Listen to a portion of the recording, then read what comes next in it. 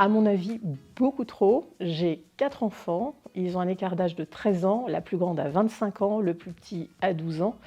J'ai donc cessé de compter parce que le plus petit veut faire comme les grands et à un moment donné, c'est beaucoup trop difficile à gérer. On n'a pas de télé à la maison, donc notre fille de 10 ans n'a quasiment pas accès aux écrans, pas de smartphone, pas de tablette, un tout petit peu de console quelquefois, c'est tout. Notre fille de 13 ans aimerait avoir beaucoup plus d'accès à des écrans, mais elle n'a pas encore de smartphone. En revanche, elle fait ses devoirs en partie sur tablette.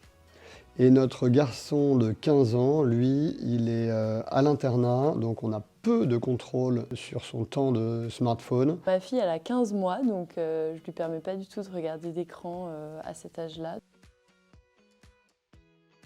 J'ai l'impression qu'ils passent beaucoup de temps sur les écrans liés aux jeux et aux réseaux sociaux type TikTok et WhatsApp pour les discussions entre potes. Notre garçon passe, à mon avis, aussi énormément de temps sur Snapchat, puis regarder des vidéos de skate ou de surf. Alors des règles spécifiques, pas forcément, mais dans tous les cas, il y a une organisation qui est mise en place pour mon dernier surtout qui a 12 ans. C'est qu'il soit dans la salle à manger, quand il parle avec ses potes sur les réseaux sociaux ou quand il joue. Notre fils n'a pas de règles particulières. On fait beaucoup confiance en sa capacité à ne pas passer trop de temps sur les écrans. Ma fille est encore jeune, donc la règle aujourd'hui c'est 0 temps d'écran par jour. J'ai encore cet idéal de jeune maman de vouloir attendre ses 3 ans pour lui permettre de regarder des écrans. Je sais que dans la maternité on est parfois rattrapé par la pratique malgré des idéaux exigeants. Le grand tournant, ça a été la 6e, mais je crois que l'autorisation, elle s'est faite de plus en plus tôt à mesure que la fratrie s'agrandissait.